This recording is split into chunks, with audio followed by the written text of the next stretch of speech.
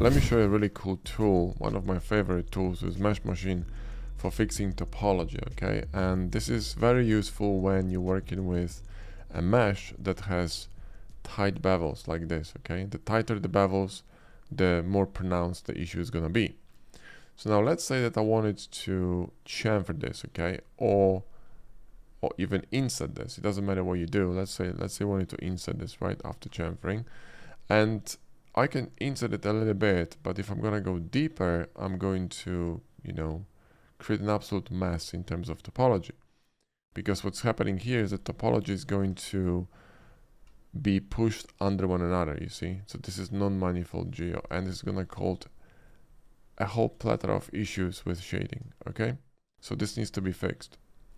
So how do we fix this? Well, it's really easy with Mesh Machine. So all I need to do is select this edge here that goes through the bevel. So click and control click, go to Y menu and click on unfuck. And then you move your mouse to the direction that's going to fix this flow.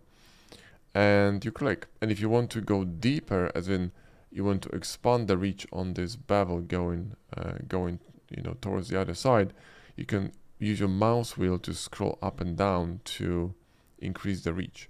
So it's really cool because you can decide how deep you want to go and how many of these segments you want to affect.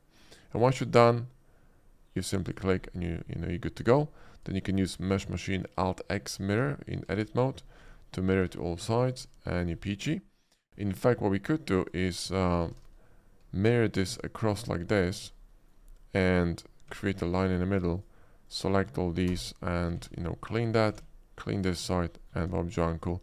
And then you got, perfectly inset face here that you can play with. And these bevels here are intact. So, your topology is gonna look clean, and so will your shading. So there you go. That's a really quick tip, and, give it a go. It's fantastic. I use it all the time when I'm modeling. And, this is one of these things that you need to know.